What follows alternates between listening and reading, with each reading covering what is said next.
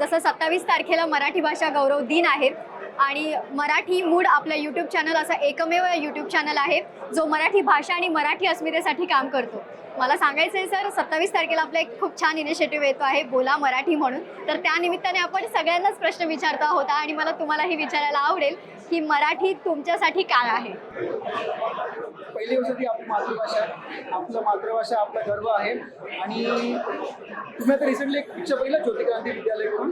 हो हो नक्की, मराठी माध्यम. येस, तो पिक्चर मी पाहिजे की सर्वांनी बघावा, कारण की त्या पिक्चरच्या थ्रू असा एक मेसेज दिलेला आहे की जे मराठी शाळा जे ते बंद करण्याचं मागचं कारण मी सांगितलं आहे. तर आता मी तर विचार केला की माझ्या मला एक छोटी लहान मुलगी आहे, तर तिला तर मी मराठी शाळेतच पाठवणार. तर मराठी भाषा ही आपल्यासाठी ही आपली जवळची आहे. काही महाराष्ट्रामध्ये अगर मराठी माणूस नसेल, मुंबईला अगर कोणी रन करत आहे तर आपल्या मराठी माणूस आहे. आणि मला नेहमी असं वाटतं की नेहमी तेच राहावं.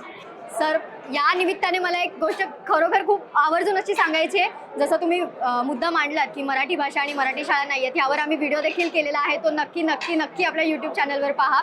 यावर सविस्तर आम्ही मांडलेलं आहे की मराठी भाषा का पुढे जात नाही आहे आणि क्रांतीज्योती विद्यालयाबद्दल पण आम्ही माहिती दिलेली आहे, ती नक्की नक्की पहा.